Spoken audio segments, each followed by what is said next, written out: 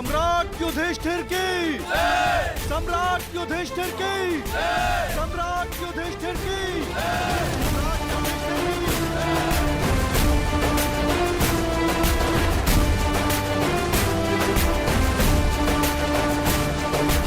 धर्मराज, केवल एक ही वीर था जो परिवर्तन के लिए अंतिम श्वास तक लड़ा। महारथी सूर्य पुत्र कर्ण।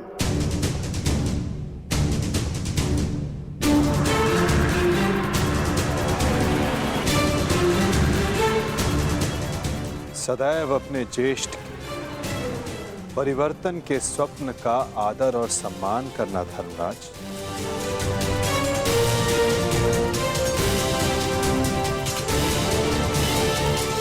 सम्राट पद पर स्थापना के पश्चात मैं पहली घोषणा करता हूं, हस्तिनापुर में अब जन्म निर्धारित व्यवस्था का अंत किया जाता है। वर्ण व्यवस्था रहेगी, परंतु वो कर्म के आधार पर आधारित होगी।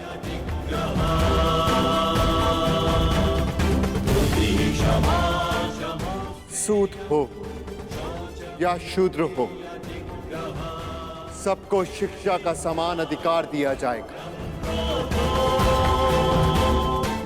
और योग्यता के आधार पर काम, सम्मान और समानता का अधिकार सबको दिया जाएगा। यही धर्म स्थापना की नींव है और यही परिवर्तन का प्रारंभ। सम्राट युधिष्ठिर की, सम्राट युधिष्ठिर की, सम्राट युधिष्ठिर की, सम्राट युधिष्ठिर की।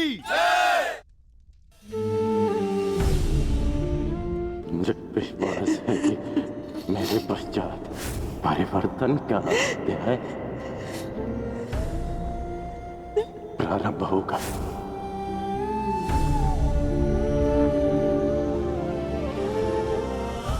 देख रहे हो राधे, तुम्हारे मन चाहे परिवर्तन का प्रारंभ हो चुका है। महाभारत के इस महायुद्ध में 18 अश्वनी सेना और बहुत से महारथियों ने अपने प्राणों का त्याग किया है। मैं उन वीरों के परिवारों को नमन करता हूं।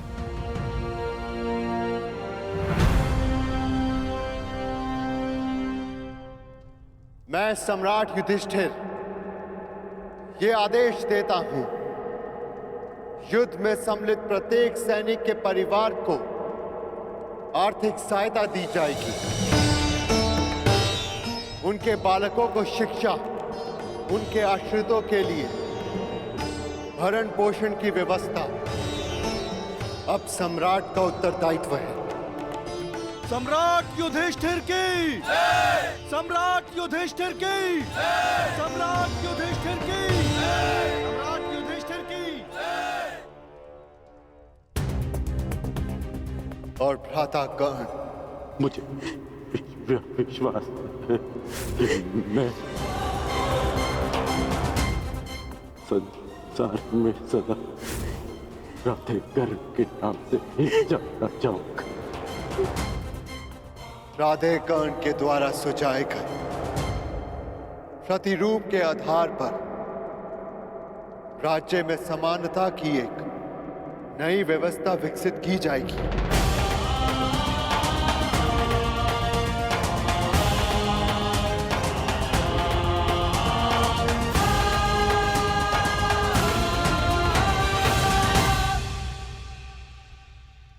युधिष्ठिर और अन्य पांडवों ने अपने ज्येष्ठ कर्ण के दिखाए परिवर्तन के मार्ग पर चलते हुए एक धर्म राज्य का निर्माण किया।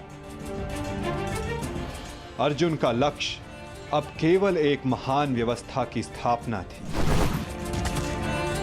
100 कौरवों का नाश कर देने वाले भीम ने भी अब निर्माण की भागदौड़ संभाल ली थी और नकुल सहदेव अपनी माता कुंती, गांधारी और बुजुर्ग हो चले धृतराष्ट्र की सेवा में लगे थे। हर ओर धर्म था, संपन्नता थी, आनंद था, परंतु अतीत से छूटा एक बाण परीक्षा बनकर भारत के भविष्य पर मंडरा रहा था।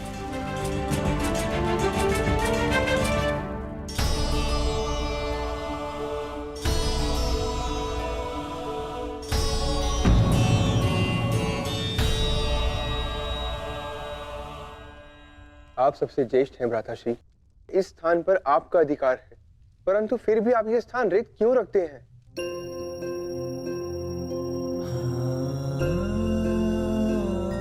नहीं नकुल, ये स्थान मेरा नहीं है।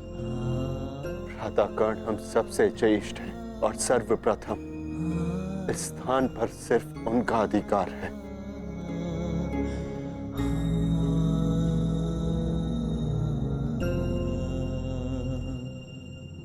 साम्राज्ञी, क्या हुआ दासी? इतनी व्यग्र क्यों हो? युवरानी उत्तरा को प्रसव पीड़ा होना आरंभ हो चुका है।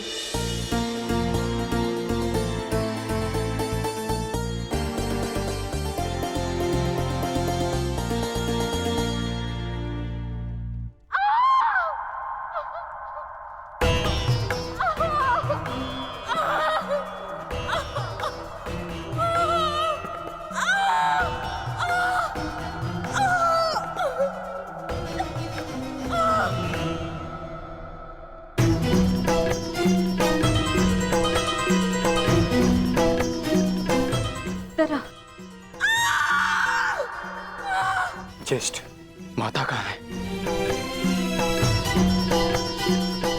माते,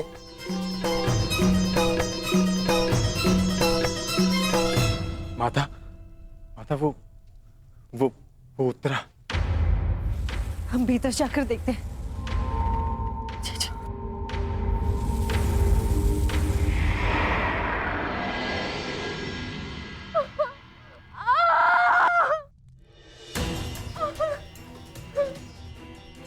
पुत्री, साहस रखो। अब और पीड़ा सहन नहीं होती माता।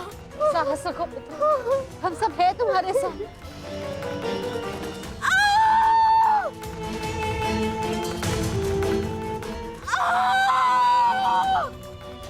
माता, प्रसव पीड़ा तो सबको होती है, परंतु उत्तरा के लक्षण गंभीर हैं।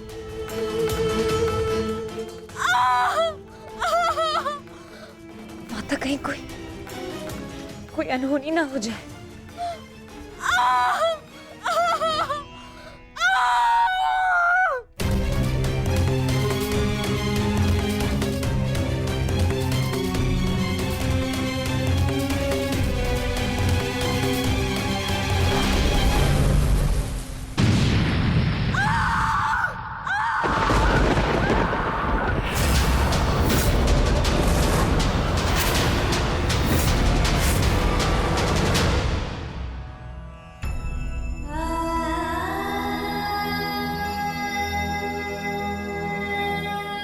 ये क्या अनर्थ हो गया? अब हम क्या उत्तर देंगे उत्तरा को? उत्तरा,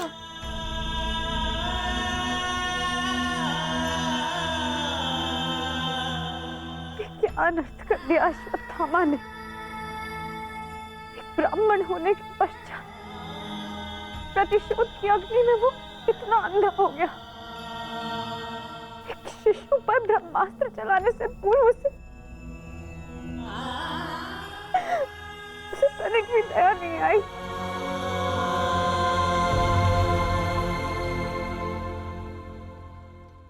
क्षमा कीजिए महाराज, किंतु हम शिशु नहीं बचा सके।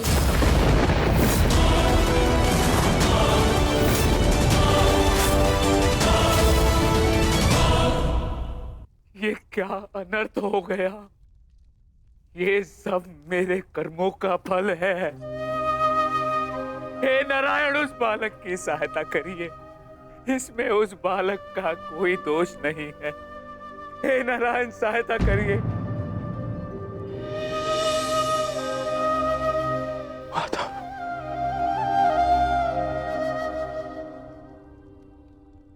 माता,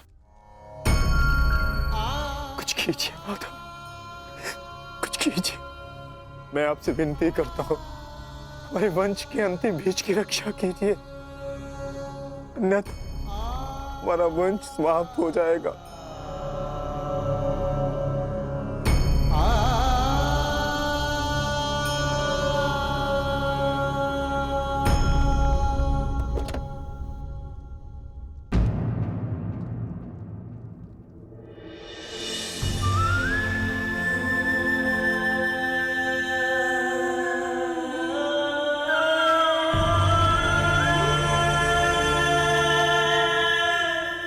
ब्रह्मास्त्र विफल नहीं जा सकता याज्ञसेनी।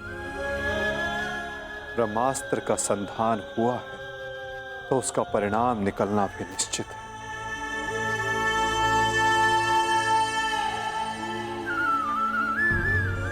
क्या यही धर्म स्थापना है माधव? इस अजन्मे शिशु का क्या दोष जो इससे भी अधर्म का मूल्य अपने प्राण देकर चुकाना पड़ा?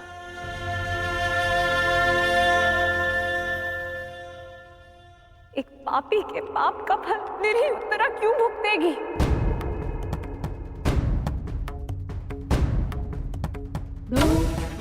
माधव, वो तो इस युद्ध में सम्मिलित भी नहीं थी, परंतु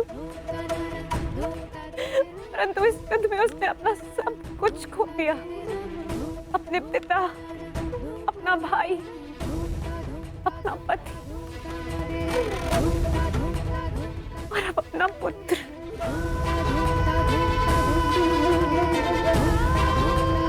ये कैसी धर्म स्थापना है माधव?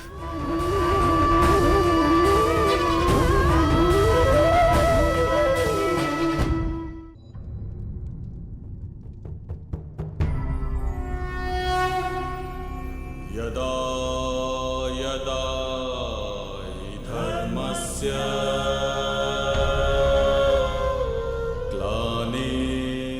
यदि मैंने अपने माता पिता का आजीवन सम्मान किया, यदि मैंने अपने गुरु की गुरु दक्षिण संपूर्ण मन से दी, यदि मेरे जीवन का हर कार्य का उद्देश्य शुभ रहा है,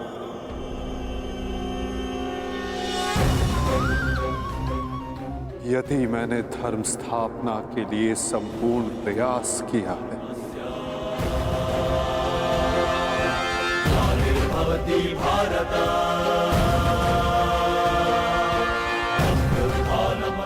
तो ये बालक अभी और इसी क्षण श्वास ले।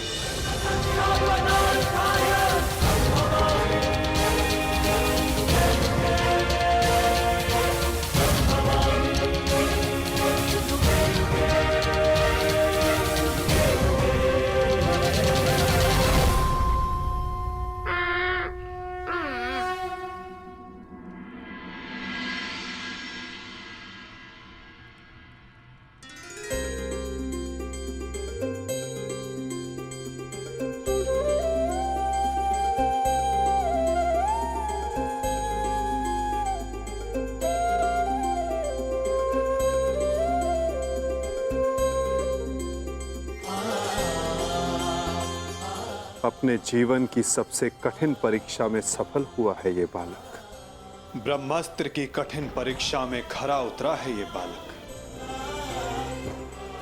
जो धर्म स्थापना का मुख बनेगा।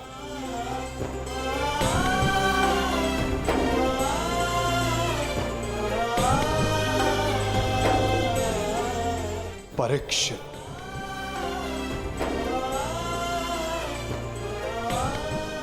हाँ याज्ञसेनी, इस बालक का नाम परीक्षित होगा। विशाली! विशाली! विशाली? विशाली, पुत्री विशाली।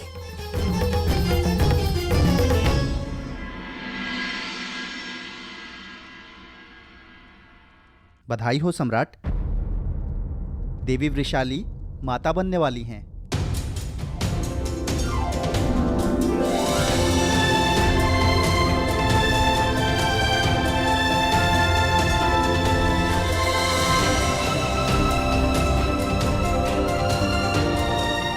प्रभु को कोटि कोटि धन्यवाद। आज एक दिन में 2 शुभ समाचार मिले। अब परिवर्तन के 2 सूर्य चमकेंगे हस्तिनापुर।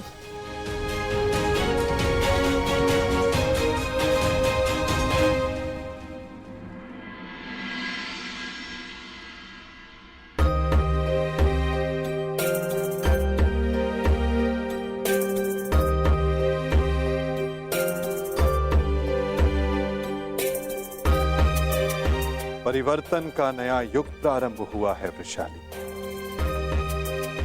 प्रसन्न हो जा कि सूर्य पुत्र को तर्पण देने वाला इस संसार में आने वाला है।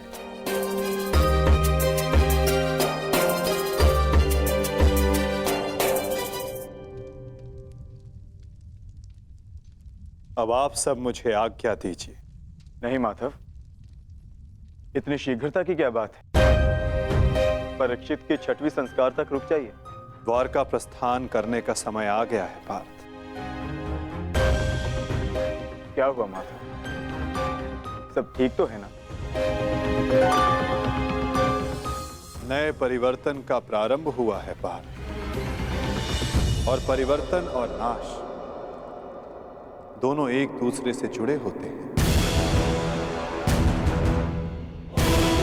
और किसी के अंत का प्रारंभ होना भी शेष है।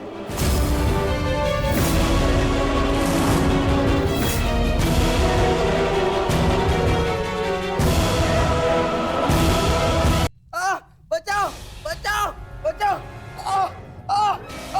बचाओ, बचाओ। मैं तेरा अंत कर दूंगा। जानता है मैं कौन हूं? मैं हूं इस द्वारिका का भविष्य, सांब।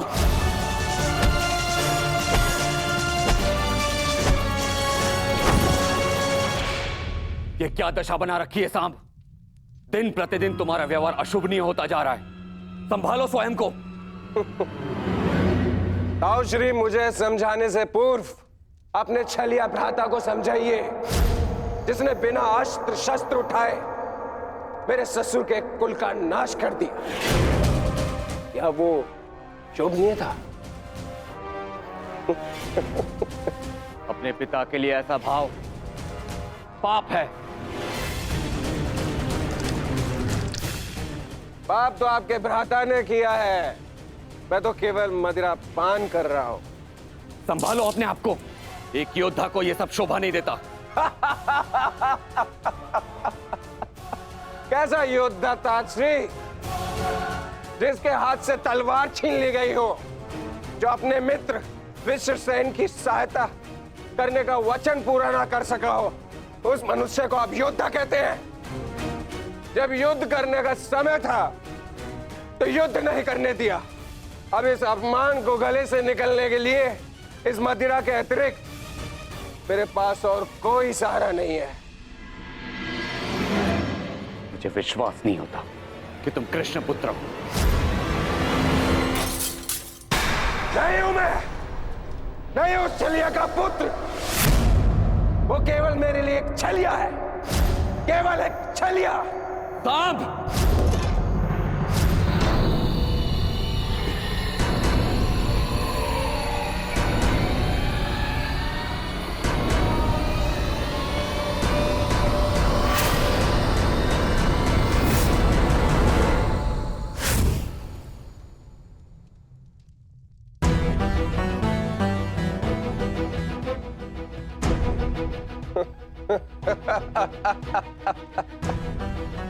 आइए आइए आइए द्वारिकाधीश, आइए। स्वागत है आपका, स्वागत है। लौट आए आप। करा इस आर्यव्रत के सभी महारथियों का अंत। कराए धर्म स्थापना के नाम पर अपना पलड़ा भारी। अब अरे अच्छी, आप देख क्या रहे? स्वागत नहीं करेंगे इनका? इतना महान कार्य पूर्ण करने के पश्चात आज लौटे हैं। आज तो राजभवन में उत्सव होना चाहिए। पांचाल, काशी, मगध, छेदी सभी महाजनपदों के महान शासकों का अंत करवा डाला, सिर्फ धर्म स्थापना के नाम पर। अब क्या बचा पूरे भारतवर्ष में? पूरे भारतवर्ष में सिर्फ दो महान राज्य। पहला द्वारिका, दूसरा हस्तिनापुर। और हस्तिनापुर का महान शासक धर्मराज युधिष्ठिर पहले से ही अपने चारों भाइयों के साथ इनके तलवे चाटता है।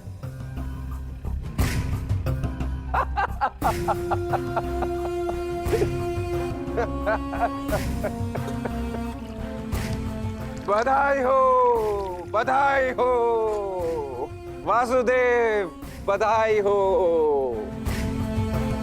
आप अपने उद्देश्य में सफल हुए, जीत गया द्वारिका महाभारत। परंतु आपने भी मूल्य कुछ कम नहीं चुकाया। हमारी 7 औक्षणी सेना का अंत करवा दिया। क्या मिला आपको हमारे वीर सैनिकों का अंत करवा कर? क्योंकि आपने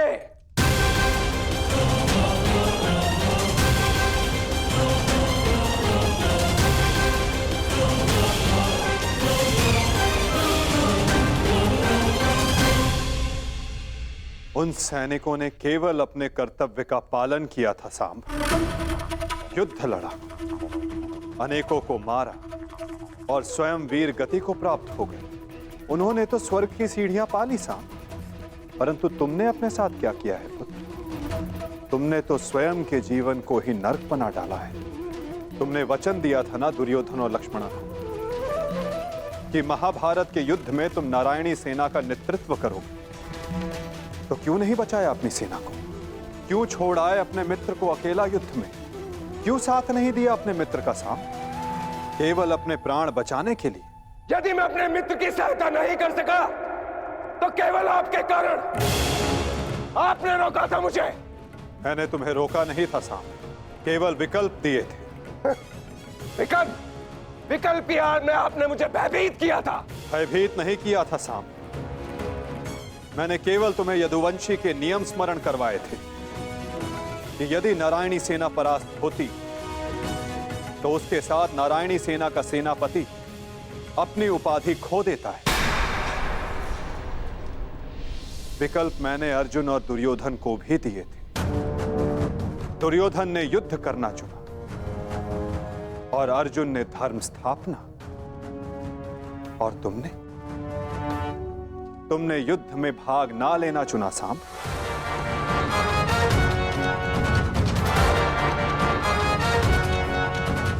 कदाचित यदि तुमने अपने मित्र वीर वृषसेन को उस युद्ध में प्रदर्शन करते देखा होता, तब तुम्हें ज्ञात होता कि वीरता की वास्तविक परिभाषा क्या होती है साहब।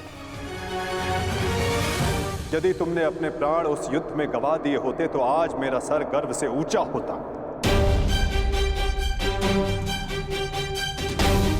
किंतु नहीं।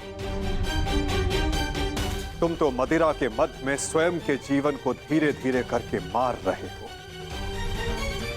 लज्जा आती है तुम पर साहब, लज्जा आती है।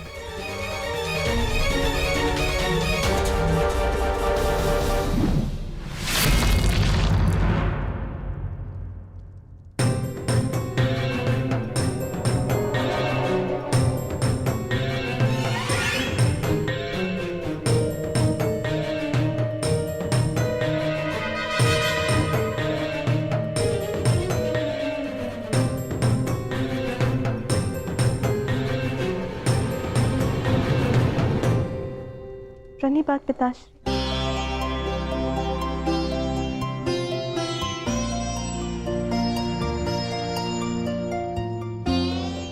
पिताश्री मैं क्षमा। लक्ष्मणा, इतनी लंबी यात्रा से आया हूं पुत्री, भोजन नहीं कराओगी? जी पिताश्री।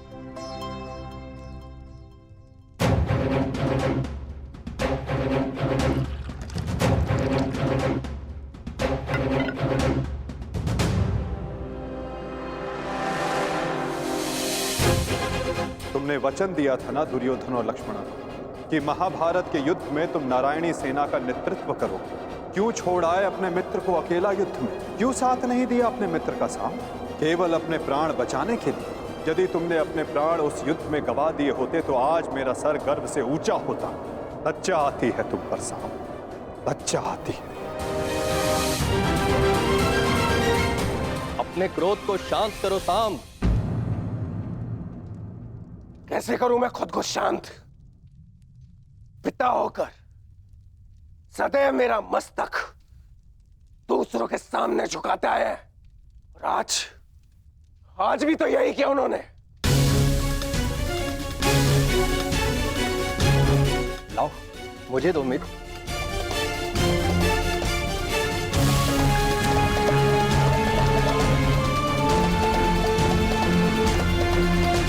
लो पियो।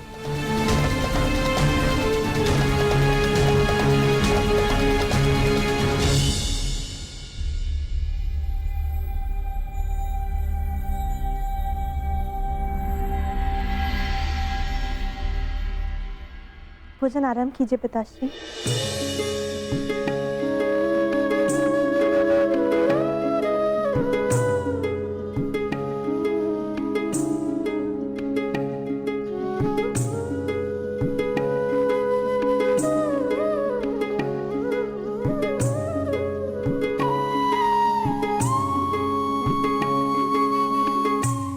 पिताश्री, क्या आप मुझे मेरे पिता के विषय में कुछ बता सकते हैं? युद्ध में क्या हुआ था?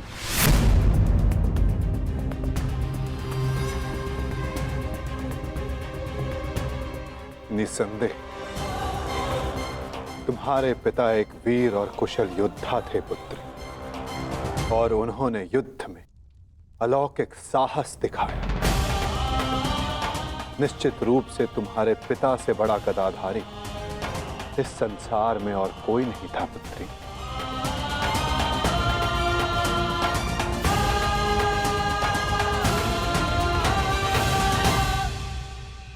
यदि ये सत्य है तो उन्हें ये संसार छोड़ के क्यों जाना पड़ा पिताश्री? हमारे कर्म और हमारे चयन हमारी नियति निर्धारित करते हैं। कुछ भावों और कुछ वस्तुओं में अधर्म का वास होता है।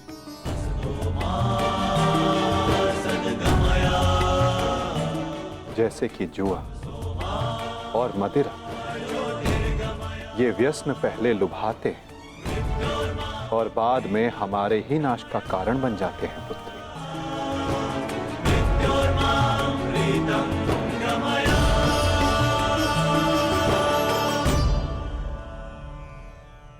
लो मित्र पियो।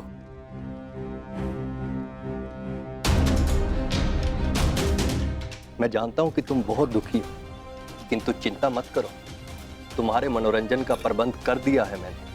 कैसा मनोरंजन?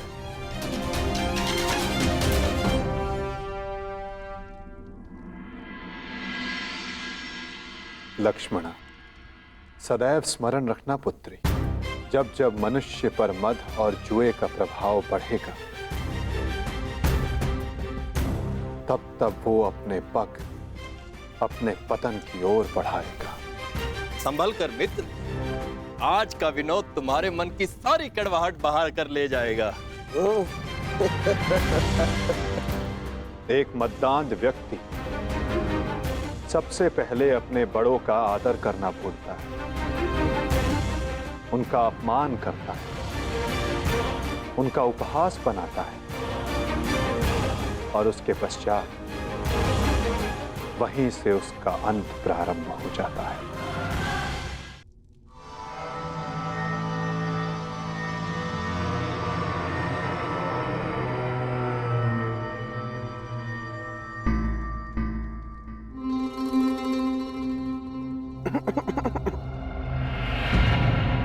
तो आप हैं महान ऋषि, सुना है महात्मा कि आप भविष्य बता सकते हैं। बड़ी प्रशंसा सुनी है आपकी। क्या जानना चाहते हो? यदि ये सत्य है तो बताइए कि इस रमणी को आगे चलकर क्या होगा? पुत्र या पुत्री?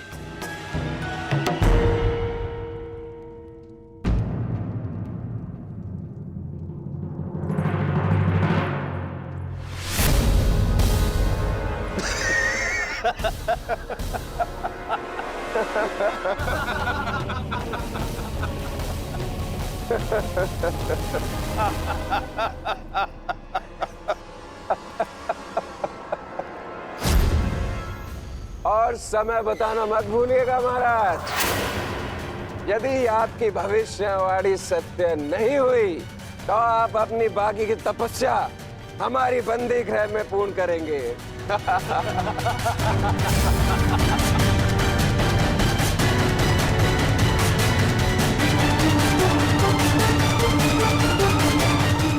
कौन क्यों है महाराज?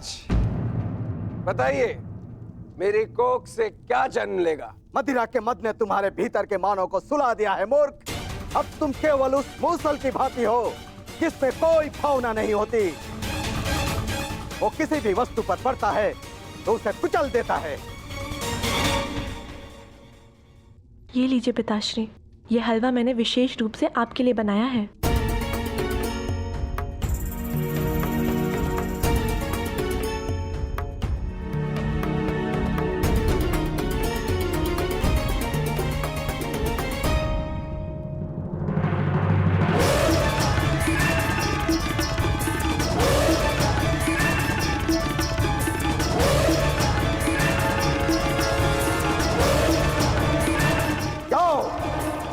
ठीक 1 सप्ताह के पश्चात तुम्हारे पेट से मूसल ही उत्पन्न होगा जो तुम्हारे वंश के विनाश का कारण बनेगा।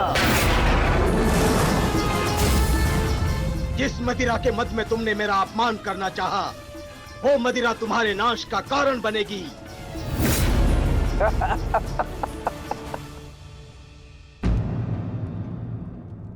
क्या हुआ पिताश्री?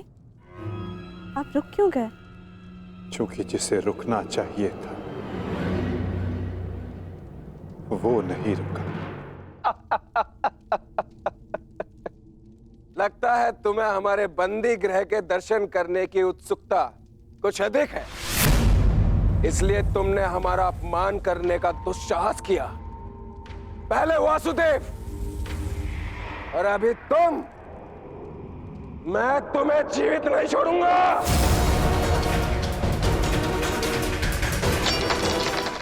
अरे ये क्या कर रहे हो मित्र? शांत हो जाओ और इनसे क्षमा मांगो ताकि अपना श्राप वापस ले ले। ये क्या कह रहे हो तुम? इस पाखंडी से क्षमा मांगो? ये एक पाखंडी है। भला कभी किसी पुरुष के कोख से कुछ जन्मते हुए देखा है? ऐसे ढोंगी साधु से डरने की कोई आवश्यकता नहीं।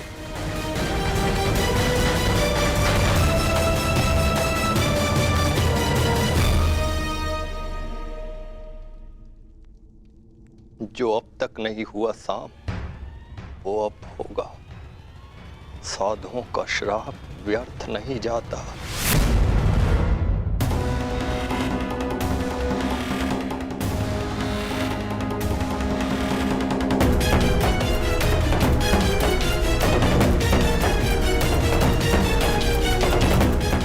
मुझे क्षमा करना पुत्री।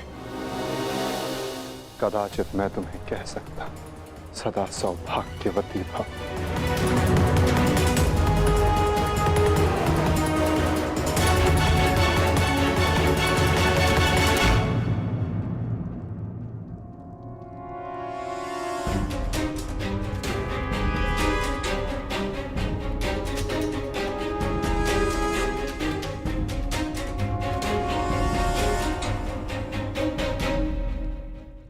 एक साधु का उपहास उड़ाना और उन पर प्रहार करने का प्रयास करना क्षमा के योग्य नहीं है सांब। आपने तो सृष्टि के सभी महारथियों और अनेकों सैनिकों का वध करवाया। क्या वो क्षमा के योग्य है?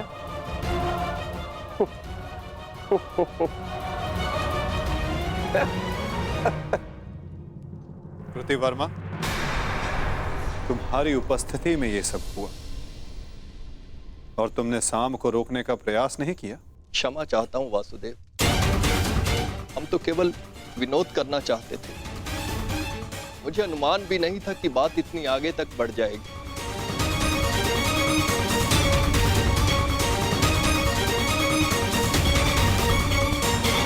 कितना समय? 7 दिन।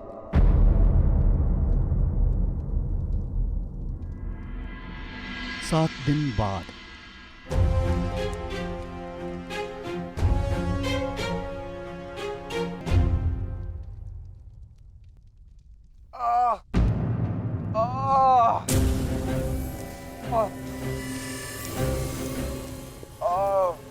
सहायता करो मित्र, मेरी सहायता करो। अत्यधिक पीड़ा हो रही है। कैसी पीड़ा हो रही है तुम्हें? लगता है उस साधु का श्राप मुझे लग गया है। आज 7वां दिन है और ये देखो मेरे पेट में अत्यधिक पीड़ा हो रही है। जाओ, आज से ठीक 1 सप्ताह के पश्चात तुम्हारे पेट से मूसल ही उत्पन्न होगा जो तुम्हारे वंश के विनाश का कारण बनेगा।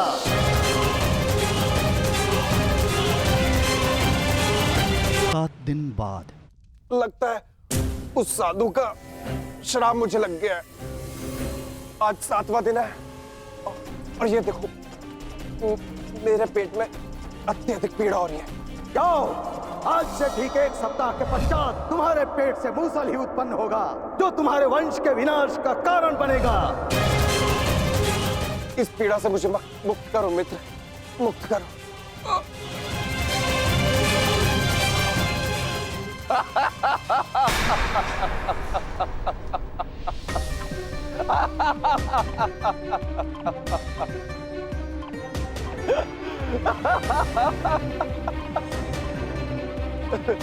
तुम कितने बड़े मूर्ख हो मित्र। कुछ नहीं हुआ है मुझे, सही हूं मैं। कहा था ना मैं, वो साधु एकदम पाखंडी है। हम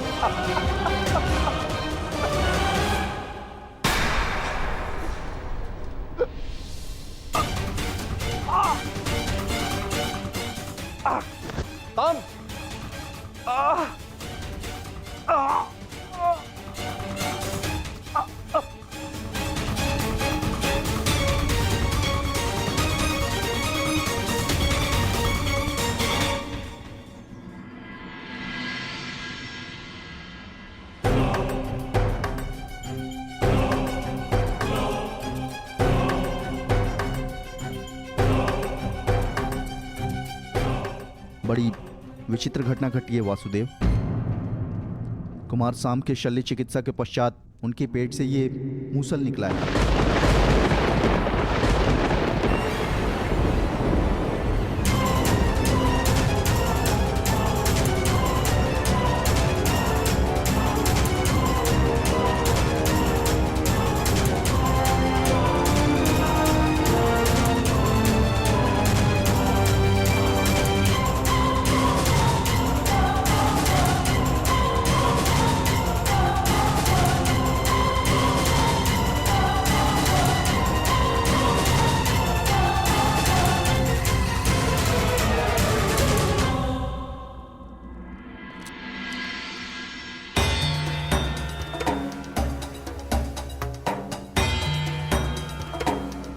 कुमार अब स्वस्थ हैं बलभद्र।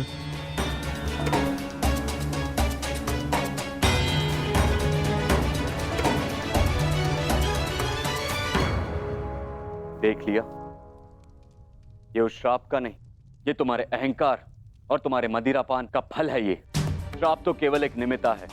तुम्हारे कर्मों के कारण यदुवंश का नाश जन्म ले चुका है।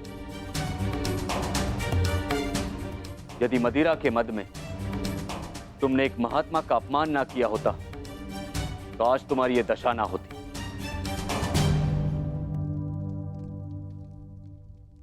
अब कुछ नहीं हो सकता था। मनुष्य को अपने कर्मों का फल मिलता ही है, परंतु एक के कर्मों का फल पूरा वंश भुगते, ये नीति नहीं है। यदि अनाज के पौधों के बीज में घुन लग जाए तो वो सारी फसल नष्ट कर देते हैं दाऊ। नहीं कान्हा, मैं सांप की मूर्खता का फल समस्त द्वारका को नहीं भुगतने दूंगा।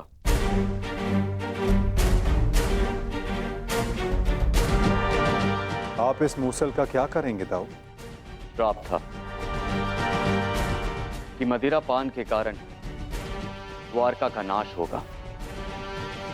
मैं आज ये घोषणा करता हूं कि समस्त द्वारका में किसी भी प्रकार का मद्य का उत्पादन, सेवन या बिक्री वर्जित है।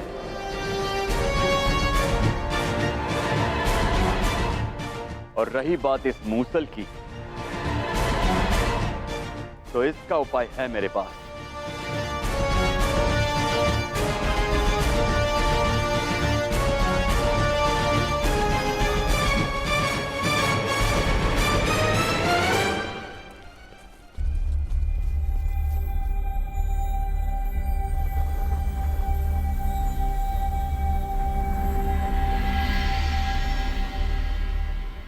आपके आदेशानुसार मूसल की भस्म बना दी गई है बालभद्र।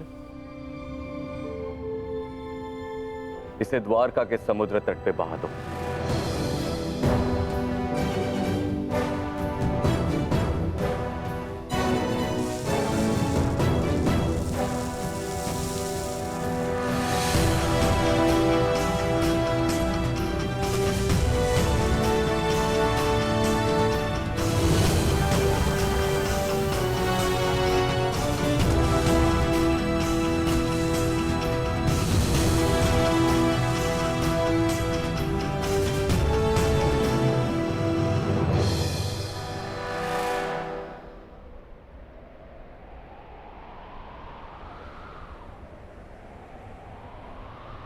दाऊ, हमारे कर्म ही हमारी नियति निर्धारित करते हैं, केवल सांब के कर्म ही नहीं। कुछ श्राप हैं। मैं तुम्हें श्राप देती हूँ कि जिस प्रकार तुमने मेरे कुल का अंत किया है, उसी प्रकार तुम्हारे कुल का अंत भी होगा। और कुछ पाप भी जो द्वारिका की नियति बनाएंगे। चक्रवात से घर के धराशायी होने का भय हमेशा रहता है कृष्णा। इसका अर्थ ये नहीं कि मनुष्य अपने घर की नींव सुदृढ़ ना करे।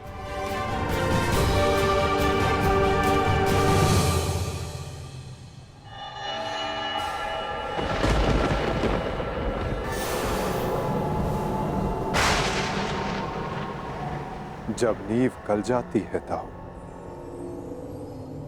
तो भवन का धराशायी हो जाना निश्चित होता है। द्वारका का अंत समीप है।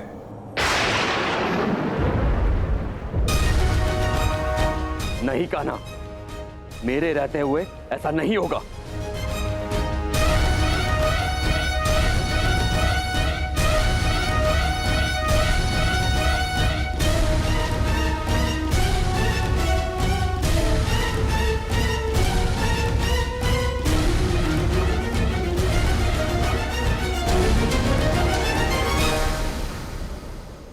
समय किसी की नहीं सुनता और ना ही श्राप आपकी सुनेगा दाऊ। यदा यदा नियति ने जो चुना है हमारे लिए, हमें वो भुगतना ही होगा।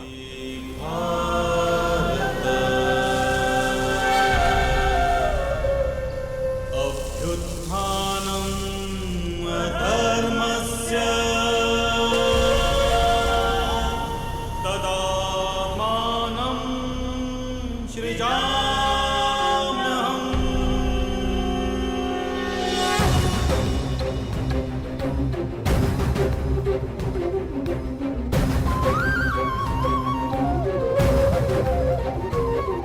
हर एक सरकंडे में एक आहुति छिपी है दाऊ।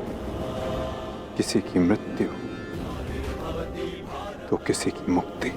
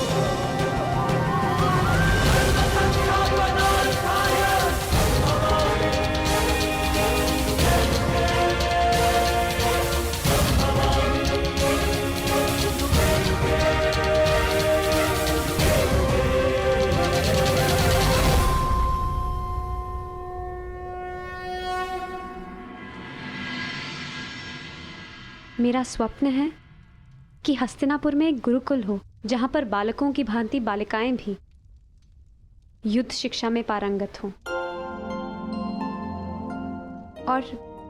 और अपनी सुरक्षा करना सीखें।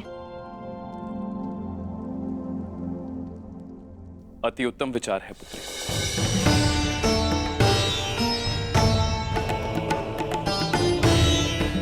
प्रणिपात, प्रणिपात, प्रणिपात।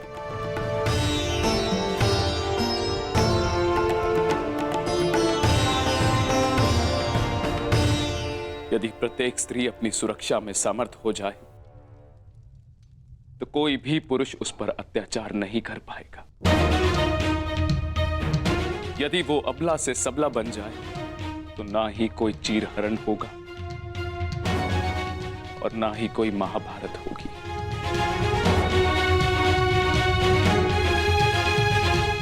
ज्येष्ठ पिताश्री, आपने स्मरण किया? हाँ पुत्र, एक महत्वपूर्ण निर्णय लिया है जो मैं तुम्हें बताना चाहता था।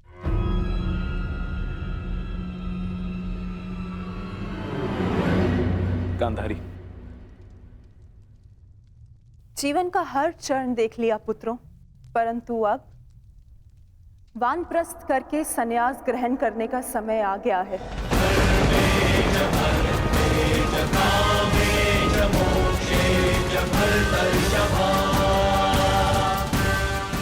हाँ पुत्र, युधिष्ठिर जीजी और मुझे विदा लेने की आज्ञा दे।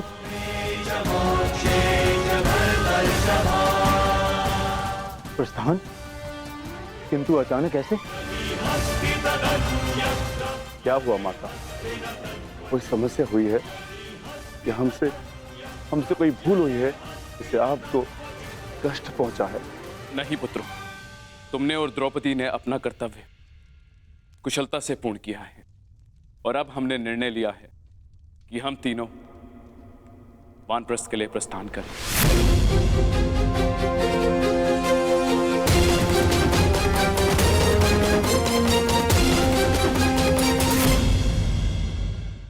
कि हम तीनों वानप्रस्थ के लिए प्रस्थान करें।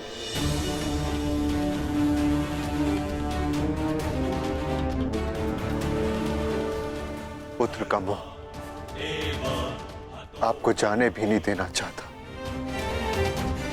और पुत्र का धर्म आपको रोक भी नहीं सकता।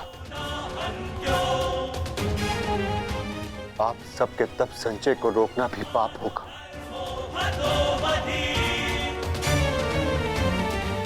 आदेश दीजिए ज्येष्ठ पिताश्री,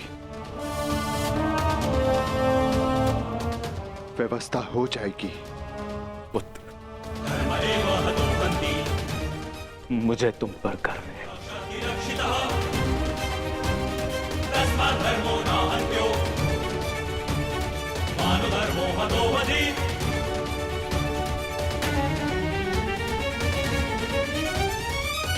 परंतु हम आपको ऐसे नहीं जाने दे सकते। आप सभी के साथ हमें भी एक उत्सव मनाने का सौभाग्य तो मिलना चाहिए ना। ठीक है, जैसा तुम सबको ठीक लगे पुत्रों। तो ठीक है, तो मैं इस उत्सव की तैयारियां प्रारंभ करती हूँ और सभी परिजनों को निमंत्रण भिजवाती हूँ। सर्वप्रथम माधव को।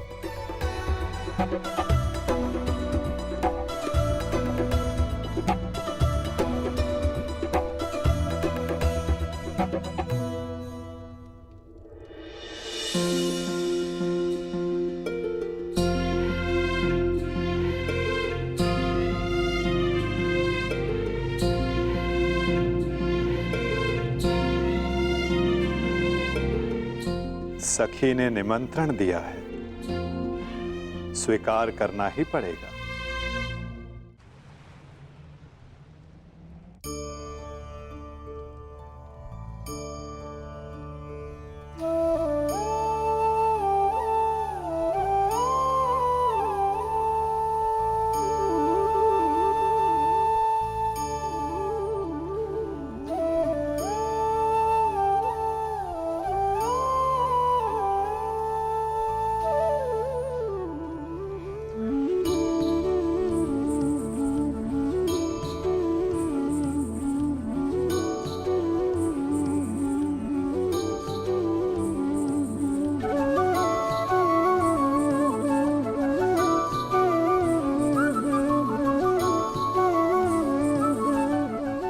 माधव, आप सदैव हम सबके साथ हमारे दुख में उपस्थित रहे, परंतु आज सुख के समय पर आपके आगमन ने हम सबके आनंद को दुगना कर दिया।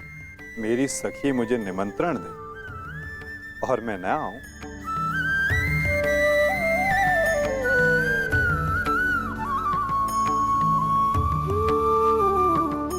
तुम सबका परिश्रम स्पष्ट दिखाई दे रहा है। जब प्रेरणा देने वाला शुभ हो तो परिश्रम का फल भी शुभ ही होता है माधव। आइए माधव, अपना स्थान ग्रहण करें।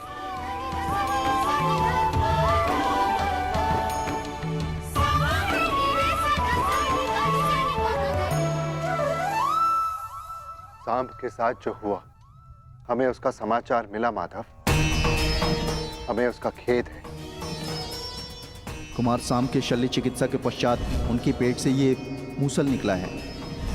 समय का चक्र और नियति को कोई नहीं रोक सकता धर्मराज। परंतु मुझे सदा खेद रहेगा।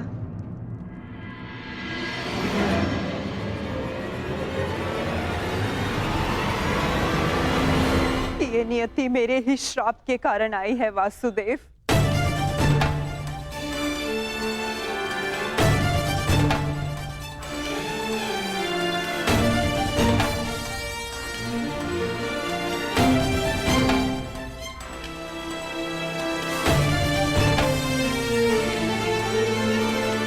प्रणिपात राजमाता।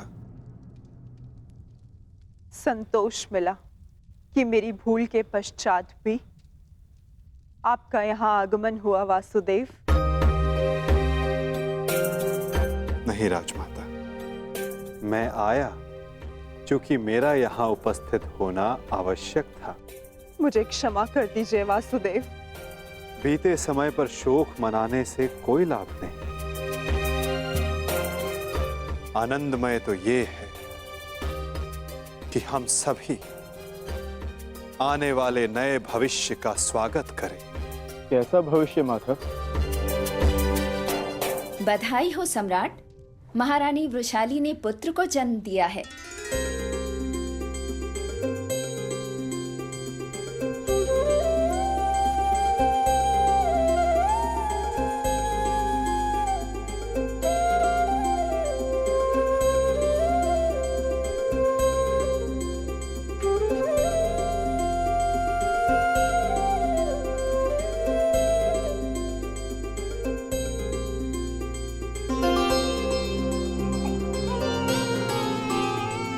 इसकी आंखों में इसके पिता की भांति तेज कल्याण हो। बुआ श्री, इस बालक का नामकरण कीजिए।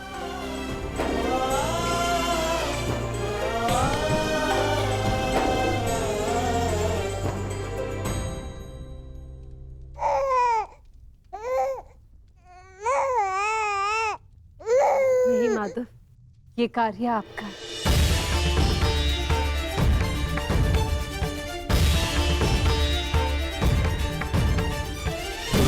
क्षमा शमोस्तेयम् शौचमिन्द्रिय निग्रहः क्षमा शमोस्तेयम् शौचमिन्द्रिय निग्रहः निर्विद्या सत्यं क्रोधो दशकं धर्मलक्षणम्। मित्र कर्ण के एक वीर पुत्र का नाम वृषसेन था और इस वीर बालक का नाम है राधे कर्ण पुत्र वृषकेतु।